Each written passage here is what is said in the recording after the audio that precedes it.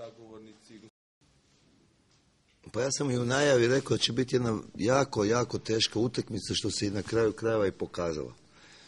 Zašto? Zato što dolaziš poslije jedne utakmice s Partizanom koje nije se dugo dobilo i onda lagano ulazili u euforiju i mislim da nismo odigrali onako kako smo mi to htjeli, nismo ušli u ritam, a ritam je bio taj da mi stalno imamo loptu, jer kad Zvezda ima loptu u nogama onda to može, znači da ima kontinuirani napad, to nismo imali. Imali smo par šansi u prvom poluvremenu, kao što je moj kolega rekao, imali smo 200%, ali mislim da Crvena Zvezda nije bila u pravom ritmu. Drugo poluvreme smo pritiskali na kraju krajeva od jedne greške i dobre lopte Kadova poveli i onda poslije toga se je riješila utakmica.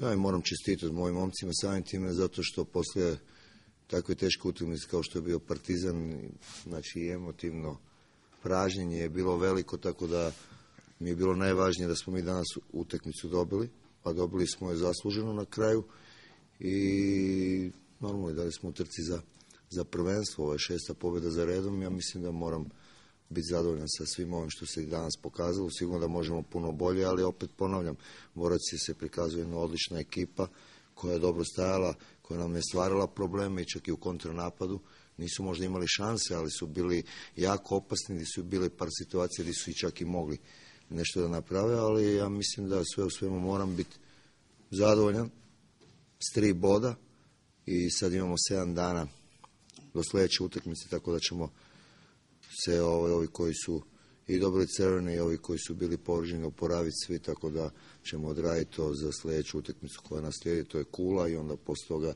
ide onaj ritam subota, srijeda, tako da sigurno neće biti ni malo lako, ali sve u svemu ja moram biti zadovoljan sa današnjim utakmicom.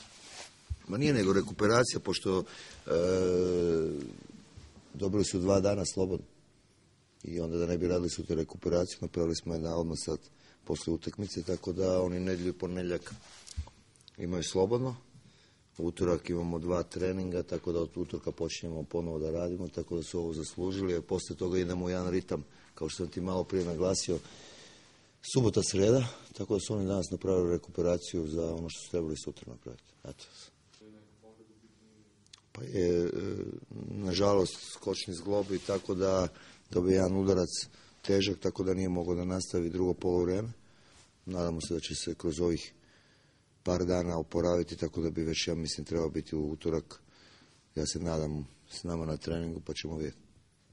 Pa ja se nadam da hoću, sigurno da je to nešto što ti sad ne mogu ja reći 100%, ali ja se nadam da hoću. Stvarno smo opet bili strpljivi, mi znamo da su oni došli ovdje, sigurno da nas kroz kontra napad ili neke polukontre da nas iznenadi i znao sam da su se svi vratili za lopte i tu da nas čekaju da bi došli do neke kontre. Pa mislim da smo bili strpljivi, na kraju krajeva se to i pokazalo da smo imali u prvom poluvremenu 3 neke 100% šanse koje je stvarno golman obranio fenomenalno. Drugo poluvreme možda nije bilo tih šansi, ali smo cijelo vrijeme pritiskali. Mislim da smo mi držali loptu i stvarno su moji igrači se probudili u drugom poluvremenu, barem trkački. To mi nekako izgledalo normalno posle jedne utakmice, kao što sam ti malo prije rekao, posle Partizana, gdje su se sigurno moji momci ispraznili, jer to je bilo emotivno pražnje veliko. Tako da je moguće da su profesionalno danas odradili, što je bilo najbitnije 3 boda, što za nas jako važno.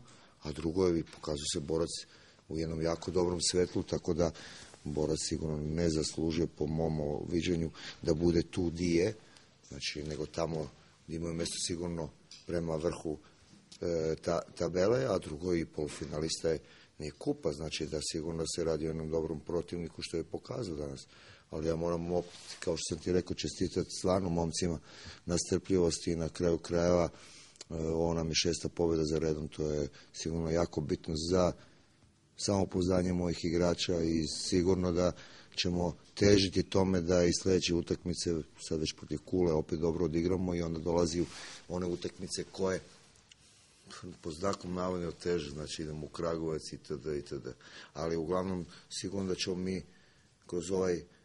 kroz ovu sedmicu raditi dobro, pripremiti se za Kulu i za ove sve utakmice koje dolaze.